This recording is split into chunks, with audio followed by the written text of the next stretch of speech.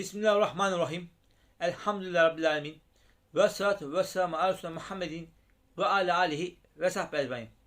İmam-ı Gazali rahmetullahi aleyhin kendisinden nasihat isteyen bir talebesine yazdığı Eyyel Ved adlı eserden 8 öğüde kulak ver adlı bölümü okuyoruz.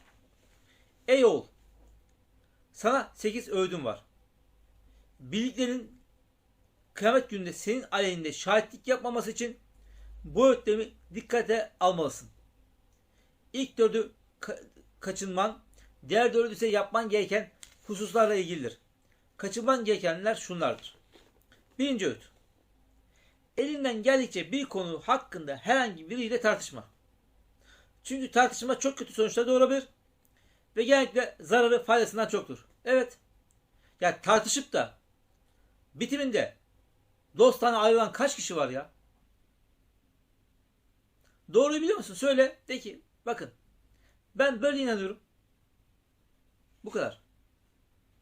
Karşı tarafı böyle bastırarak, bağırarak ikna edebilir misin ya? Adam ona inanmış. Ama güzel söyle, tatlı söz söyleyip bak arkadaşım ben buna böyle inanıyorum. Bunun böyle doğru olduğunu düşünüyorum. De ve orada dur. Tartışma. Herhangi bir meselede doğruların ortaya çıkması ve saklı kalmaması için herhangi biri veya birileriyle tartışabilirsin. Buna itiraz olmaz. Ancak tartışırken iki şeye dikkat etmelisin. Senin için kimin dilinden olursa olsun doğruların ortaya çıkması amaçlanmalıdır. Bir de tartışmanın kalabalıklar önünde değil, tenha yerde de yapmalısın. Öyle insanların önünde tartışacak olursan oradan birilerinin katkısıyla olay büyüyebilir. Karşındakini oradan birileri galerine getirebilir. Oradan birisi katılır, seni destekler, karşındakinin nefsine ağır gelir. Bir köşede sakince yap. Şimdi sana faydası çok olan bir husustan bahsedeceğim. Bil ki, problemli konular sormak, soranın kalbinin hasta olduğunun belirtisidir. Ve o kişinin doktora görünmesini gerektirir. Böyle birisinin bu tür sorularına ancak onun kalbinin iyileşmesine çalışmakla cevap verilebilir. Bu şekilde kalpleri hasta olan kimseler cahillerdir. Onları tedavi edecek doktorlar ise alimlerdir. Doktor dediği işte bu. Cahil tedavi ediyor. Yarım alim cahilleri tedavi etmekte yetersiz kalır. Gerçek alim de her cahil hastasını tedavi edemez. Çünkü öyle cahiller var ki yani tedavi kabul etmiyor bünyesi. Etmiyor. Ben bilirim diyor. Ya da hiç bilmek istemiyor. Tedavi etmesi için ilk önce hastanın sağlığına kavuşmayı ve iyileşmeyi istemesi gerekir. Eğer bir kimsede cehalet hastalığı kronikleşmiş ve artık hiçbir tedaviye yanıt vermiyorsa doktorun yani alimin yapacağı hiçbir şey yoktur. Ve her şeye rağmen bu hastayı tedavi etmeye çalışmak ise vakit kaybından başka bir şey değildir. Öyle cahiller var ki akıl almıyor. Şimdi örnek vereyim diye düşündüm. Öyle şeyler geldi aklıma. Vermemek için direniyorum yani. Bunlara tartışmaya giremezsin ya. Bir tane vereceğim. Bir tane. Ben şu an şahit oldum. Doğalgaz ya da bir boru hattı için, elektrik hattı için olabilir. Yeri kazmışlar. İki kişi konuşuyorlar. Oranın işte belediyesinden siyasi olarak farklı fikirli kişiler. Diyor ki hep böyle kazıyorlar ya diyor. Bak bunlar yüzünden deprem oluyor diyor. Şimdi bu adama ne tartışabilirsin, ne ikna edebilirsin, bunu hangi alim tedavi edebilir? Haddimi aşmak istemiyorum da. Zannediyorum ki İmam Gazali gelse anlatsa bunlar anlamazlar. Yeri 2 metre kazdıkları için depremler bu yüzden oluyor diyor. Depremin kaç bin metre derinlikteki bir kırıktan o kırığın yer değiştirmesi olduğunu anlayamıyor. Bunu halbuki basında her yerde söyleniyor. Bu cahili kimse tedavi edemez. Bil ki 4 çeşit cehalet hastalığı vardır. Yalnızca bir çeşidi tedavi edilebilirken diğer üçü ne yapılırsa yapılsın iyileştirilemez. İyileştirilemeyecek olan cehalet hastalıklardan ilki sadece kıskançlık ve kininden dolayı sorular soran ve yerli yersiz eleştirilerde bulunanların hastalığıdır. Sen bu tür insanlara ne kadar güzel, açık ve doğru cevaplar verirsen de onlar bu cevaplarını kabul etmez. Etmedikleri gibi kıskançlık ve kinleri de arttıkça artar. Bunlara karşılık yapılması gereken onlara cevap vermemektir. Evet. Yani senin cevap vermen onların aslında istediği şey. Çünkü onlar şunu biliyorlar. Senin muhatabın olacak kaliteli değiller. Sen cevap vererek onların kalitelerini yükseltiyorsun. Senin gibi birisine muhatap olacak kaliteyi yükseliyorlar. Boş ver. Çok güzel bir metot. Böyle bir şey karşısında susmak. Çünkü istediğini alamıyor. Kendisini sana muhatap duruma yükseltmek istiyordu. Yapamayınca daha çok çıldıracak. Şairin dediği gibi tüm düşmanlıklar bir gün muhakkak biter. Ama hasetten düşmanlık yapan kişi asla bitmez. Evet. Haset çok büyük bir hastalık ya. Bende yok, onda niye var? Ve bende var, onda niye var? Onun olmasın. Sadece bende olsun. Sana düşen bu gibi kimselere yüz çevirmen ve onları hastalıklarıyla baş başa bırakmandır. Allah Teala şöyle buyurur. Artık sen bizim zikrimize sırt çeviren ve dünya hayatından başka bir şey istemeyen kimselerden yüz çevir. Haset edenler konuştuğu ve yaptığı bütün işlerle kenarda biriktirmiş oldukları güzel amellerini yakıp yok ederler. Peygamber sallallahu aleyhi ve sellem bu hususta şöyle buyurmuştur. Ateşin odunu yakıp kül ettiği gibi hasetle yapılan iyilikleri öyle yakar. Bu hadisi hiç unutmayalım. Ateşin odunu yakıp kül ettiği gibi hasetle yapılan iyilikleri yakar. Haset yapmayacaksın. Hasetten uzak duracaksın. Onda var mı? Allah öyle takdir etmiş. Sende yok mu? Allah öyle takdir etmiş. İkincisi, hastalığı ahmaklığından dolayı olan kimsedir. Böyle kimsenin hastalığı da tedavi olmaya kabul etmez. Bu kimseler hakkında İsa Aleyhisselam şöyle demiştir. Ben Allah'ın izniyle ölüleri diriltmekte bir zorluk çekmedim. Fakat ahmakları tedavi etmekten aciz kaldım. Bu çok güzel bir misal. Çok güzel bir misal. Ölü diriltilir diyor. Ahmak düzelmez. Hakikaten şahsen öyle ahmaklar tanıdım ki. O kadar şeyler duydum ki. Demin verdiğim o örnek hiçbir şey. O yer kazıldığı için deprem oluyor. O hiçbir şey. Öyle ahmaklar gördüm. Zır cahil. Düzelemez. Düzelmek istemiyor. Ve bir inadı var düzelmemek için. Kapatmış algılarını. Bu gibi kişiler az bir zaman ilimle meşgul olmuş, akli ve nakli ilimlerden bir şey öğrendikten sonra ömrünün tamamını ilim öğrenmek ve öğretmekte geçen büyük alimlere ahmakça sorular sorar ve itiraz ederler. İşte bu ahmak kişiler ilimden bir şey bilmezler. Aynı zamanda kendilerinin bilmediği meseleleri büyük alimlerin de bilmediğini zannederler. Bu kadarcık hakikati bilmekten aciz olan soruları elbette ahmaklığından kaynaklanır. Onların sorularıyla meşgul olmamak gerekir. Bunlara çok örnek geliyor aklıma. Tutuyorum kendimi ama bir tane örnek vereceğim bunlara. Çok uzun yıllar önce en az 15 yıl. Bir gün yolda giderken bir tanıdığım, yani sadece tanıdığım bir akrabam, uzaktan tanıyorum. O gün demek ki gündemde şey var. Artık televizyonda kıyamet kopacak falan bir şeyler mi konuşuldu? Ne konuştu? Geldi beni yakaladı, koştu. Sana bir şey soracağım dedi. Bakın bu kişi var ya, namaz kılmaz. Ramazan'da oruç tutuyordur. Cuma'ya gidiyor gitmiyor bilmiyorum. Gidiyordur. En fazla Cuma'ya gidiyordur yani. Ve dini bilgisinde olduğunu hiç zannetmiyor. Soru sorabiliyor musunuz? Kıyamet ne zaman kopacak? Benim de acelem var, gideceğim. Dedim ki 2 hafta sonra Cuma günü saat 2 çeyrek geçe. Ve devam ettim yoluma. Şimdi ne diyeyim ben buna? Bunu nasıl muhatap kabul edeyim yani? Ben kimim ya? Benim bir miktar dini bilgim var diye benden ne bekliyor yani? Ben değilim de orada İmam-ı Gazali var ya. Bu soru sorulur mu? Koşup gelip ya kıyamet ne zaman kopacak?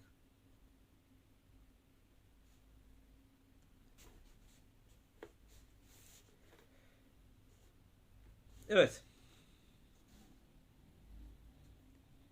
Üçüncüsü, bu kişi gerçeği bulmak için danışıyor, büyüklerin sözlerinden anlamadıklarını kendi anlayışındaki kusurlarına sayıyor.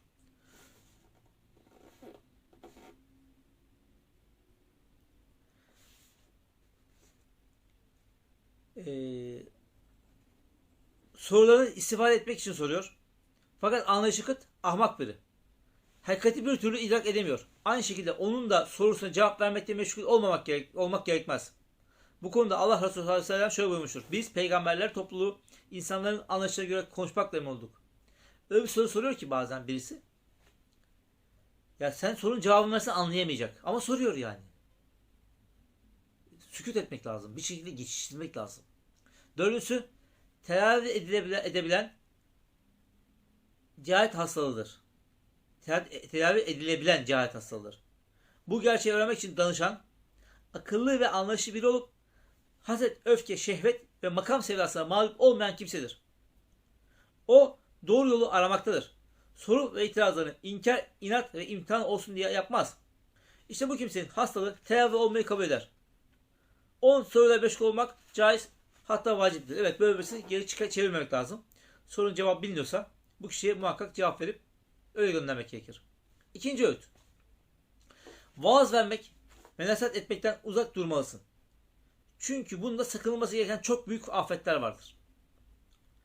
Söyleyeceğin şeyle önce kendi amel et, sonra insanları nasihatte bulun. Allah Teala'nın İsa'ya aleyhisselama vahyettiği şu sözü düşün. Eğer Meryem oğlu önce kendine vaaz et. Eğer yaptığın vaazı kendin kabul ediyorsan başkalarına da anlat. Yoksa Rabbinden haya et. Kendin yapmadığını başkalarına söyleme. Bu kural. Eğer sana vaaz işi verildiyse şu iki kötü huydan sakın. 1.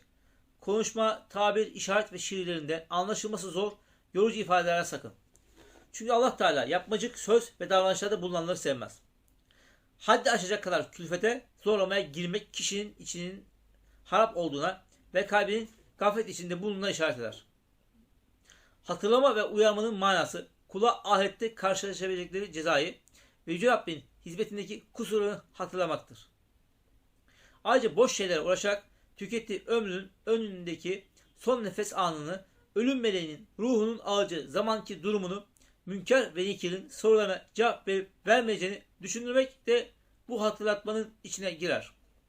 Yine kulun kıyameti düşünmesi, onun dehşetli anlarını hatırlayıp kederlenmesi, Sırat Köprüsü'nden selametle geçip geçmeyeceğini veya cehennemin en derin yerine düşme tehlikesini düşünüp ürpermesi de uyanmanın içindedir.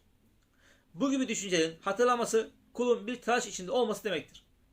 İşte cehennem ateşinin galeyanı ve ahiretteki diğer dehşetli hallerin gözünün önünde getirmesine tezkir, hatırlatma denir. Vaaz ise bunların insanlara bildirilmesi, onların da bu şeylerden haberdar olup kusuru anlamaları için uyandırılmasıdır. Vaazın hedefi insanların Allah'a itaat ve ibadetin dışındaki tükettikleri boş zamanlarına pişman olup geçmişte yapamadıkları hayırlı işleri güçleri yettiği kadar yapmaya çalışmaları için ileride karşılaşacakları sıkıntı ve musibetlerle onları korkutmak, onlara cehennem ateşine düşen kimselerin oraya düşmeye sebep olan ayıp ve kusuru göstermektir. Diyelim ki sel bir adamın evine o kadar yaklaşmış ki neresi ev yutacak. Sen de telaşla onları uzaklaşsın diye uyarıyorsun. Şimdi söyler misin? Senin yutacağı evin sahibini uyarırken süslü püslü cümleler kurmaya ve edebiyat yapmaya mı kalkışırsın? Tabii ki hayır. İşte vaaz verenin hali de böyle olmalı ve boş şeylerden kesinlikle uzak durmalıdır. Böyle süslü söylemek, anlaşılamayan ifadeler kullanmak olmaz. Vaiz güncel dille konuşacak. Bu güncel dilden argo konuşacak, hahayı yapacak, laubali konuşacak değil. Güncel dille konuşacak. Yani karşındaki muhataplar anlamıyorsa konuşmasının içinde Arapça, Osmanlıca ifadeler geçmeyecek. Bugün bir hutbe yazılıyor. Bazen Hoca efendi okuyor hutbede Cuma günü. Ya eminim cemaatin %90'ı o kelimeyi anlamıyordur ya. Ve Diyanet buna dikkat etmiyor. Diyor ki yazdım doğru mu? Yazdığım doğru. Ama bu muhatap olan kitle bunu anlamıyor. Olmuyor. Burada asıl gariplik ne biliyor musunuz? Hazır yeri gelmişken. Diyanet bir sabit hutbe yazıyor. Bütün ülke genelinde bu okunuyor. Şimdi bakın. Bir kölük yerdeki adamla bir metropoldeki adama aynı hitap edilir mi? Sen Karadeniz'in, Urfa'nın, Trakya'nın bir köyündeki adama gönderdin hutbeyi İstanbul'da merkezi bir iş yerlerinin Maslak'taki bir camiye de gönderiyorsun. Camidekilerin çoğu üniversite mezunu. En az 1-2 üniversite bitirmiş insanlar. Plazalarda çalışan yüksek eğitimli insanlar. Bunlara bir hutbe yolluyorsun. Aynı hutbeyi Van'ın bilmem ne köyündeki amcaya da yolluyorsun. Ne o amcayı aşağı görüyorum, ne buradakini yukarı görüyorum. Ama bunların kültür seviyeleri, dil bilgileri aynı değil.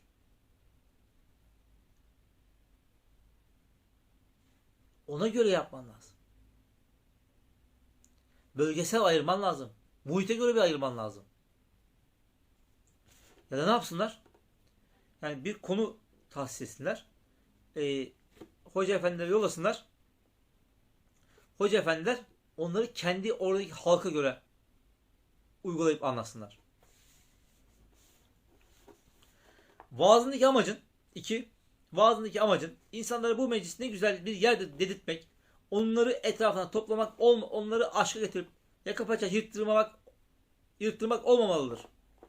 Bu tür işlerin tamamı dünyayı meyletmektir. Bu da gafletten ileri gelir. Şova döndürmeyeceksin. Vaazı şova döndürmeyeceksin. Cemaatin bir şey alması için çabalayacaksın. Sana gereken bütün azim ve gayretinle insanları dünyadan, ahirete, günahtan, itaate, hırstan, zühte, cimrikten, cömertte, kibirden, takvaya davet etmek olmalıdır. Onlara ahireti sevdirip dünyadan nefret ettirmeli, ibadet ve zühd hakkında onları bilgilendirmelisin. Bilgi vermeli, yönlendirmeli, anlatmalısın güzellikle, açıkça. Teşvik etmelisin. Zira çoğunlukla onların tabiatında dinin yolundan sapmak ve Allah'ın razı olmayacağı şeylerle uğraşmak ve kötü ahlaka bulaşmak vardır. Çünkü insan bunlar. Ve bugün sosyal medya, TV'ler, sokak, her yer insanları buna çekiyor. O halde sen onların kalplerinde Allah korkusunu bırak ve karşılaşacakları o korkutucu akıbetli ile onları korkut yeter. Umur ki bu korku ile onların içlerindeki kötü sıfatlar değişir, zahireki amelleri düzelir, Allah'a itaatlerine hırs ve rağbet göstermeye başlarlar ve işledikleri günahları terk ederler. İşte vaaz ve nasihatte takip edilmesi gereken yol budur. Şov yok, anlaşılmayan kelime yok, lüzumsuz söz yok, laubalilik yok, gaylana getirmek yok. Farzları anlatıyorsun. Haram bu, helal bu, Allah bunu yapmamızı emrediyor, bunu yapmamamızı emrediyor diyorsun. Açık, net. Bu şekilde üzerinde olmayan her vaaz söyleyene ve dinleyene vebaldir.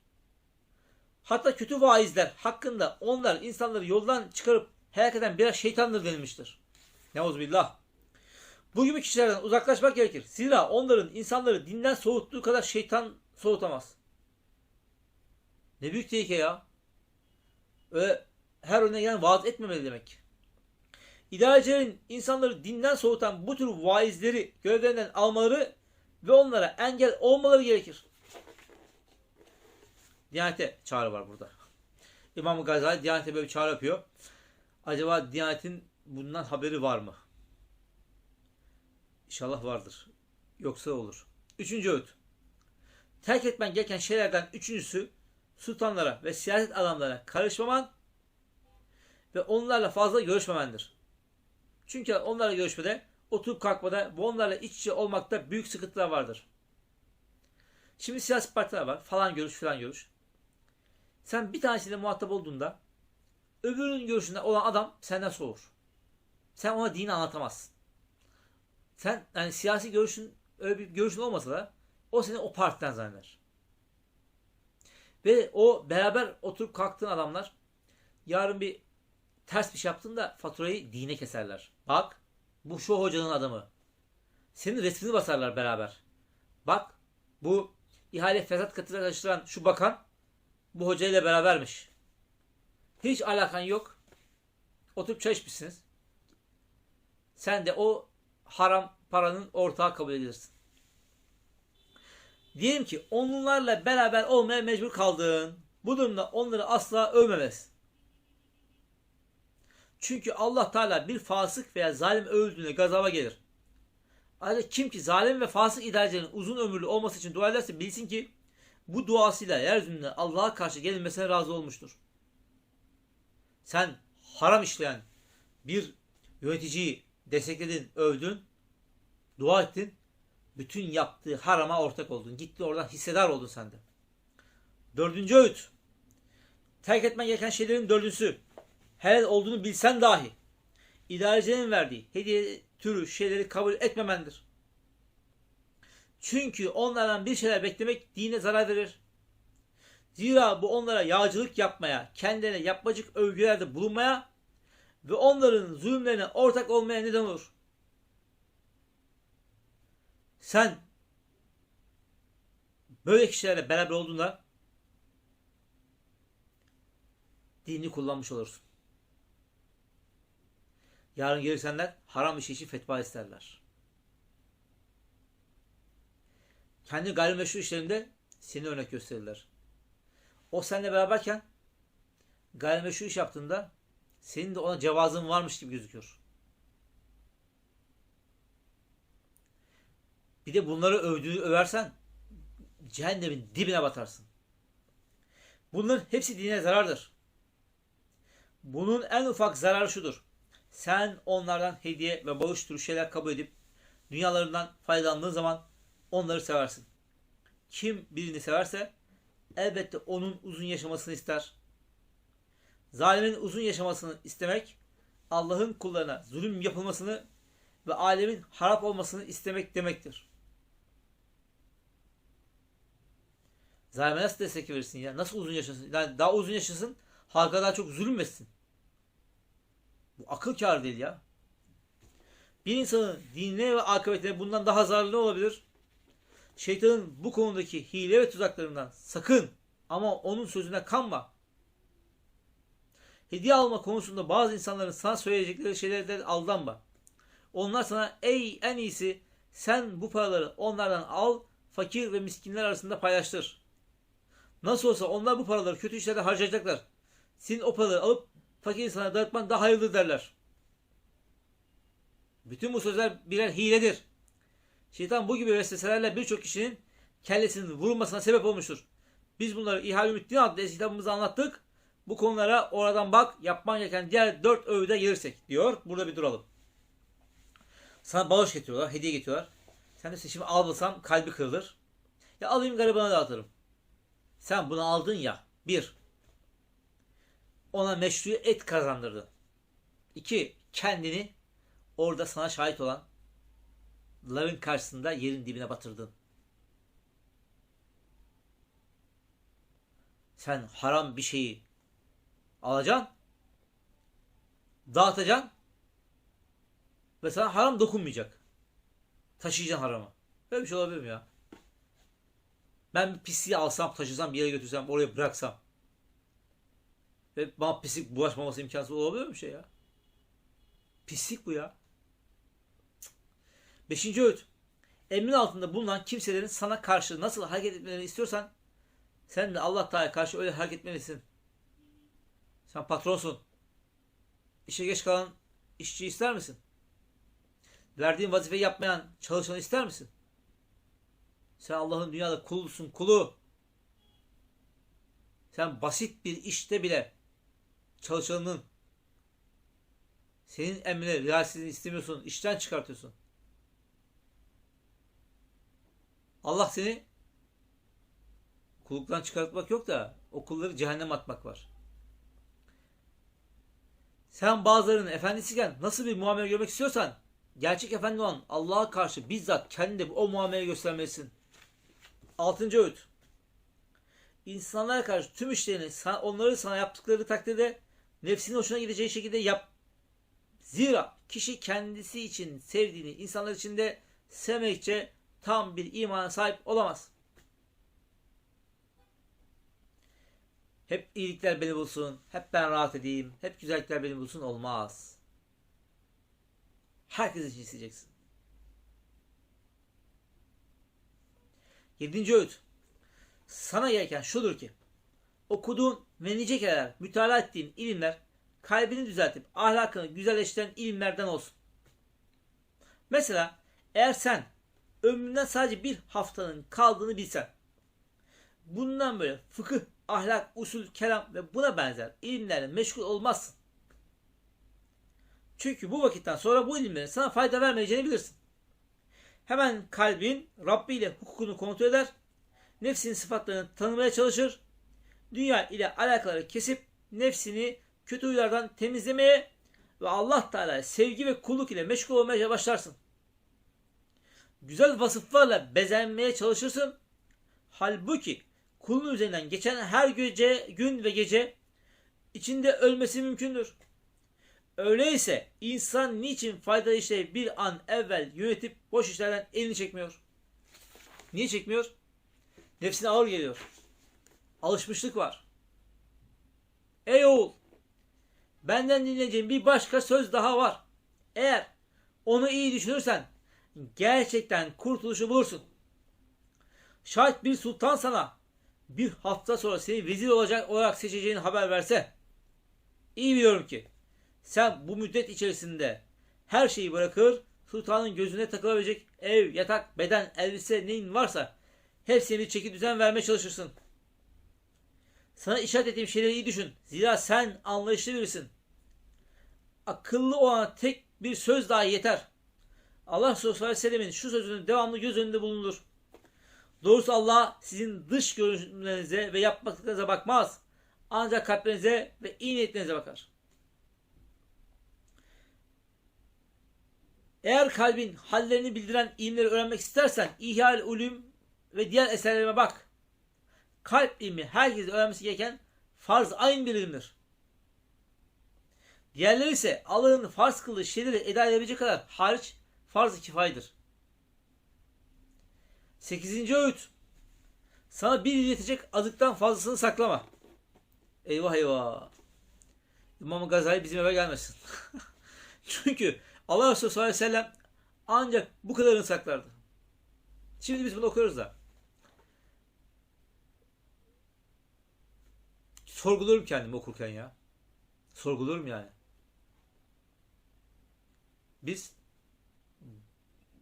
dolabın kapağını kapatırken içeride belki haftalık yiyeceğimiz var. Evimizde bir kenarda şimdi imkanlar var ya, hani vakumlu poşetler var. Hani aylarca kalıyor içinde bakliyatlar. Kenarda onlar var.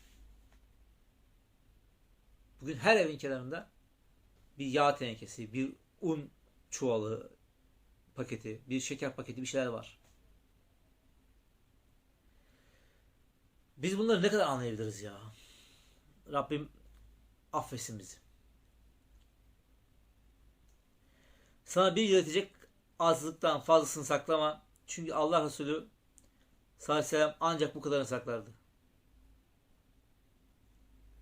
Bu bir azık dediği var ya, hani bizim şeye benzemiyor ha. Bunların minimum şeyler. Minimum yani biz bunları yiyemeyiz. Bu ne de biliyor musunuz?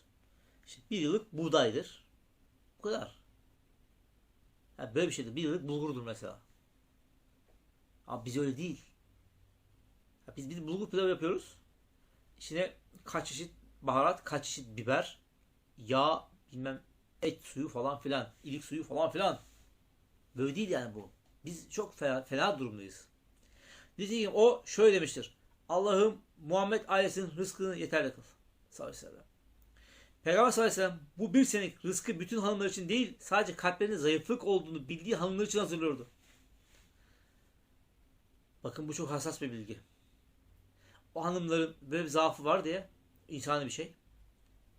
Onlar bir azgın taşkınlık yapmasınlar, bir isyan yapmasınlar, kötü duruma düşmesinler diye onları önemsediğinden bunu yapıyor.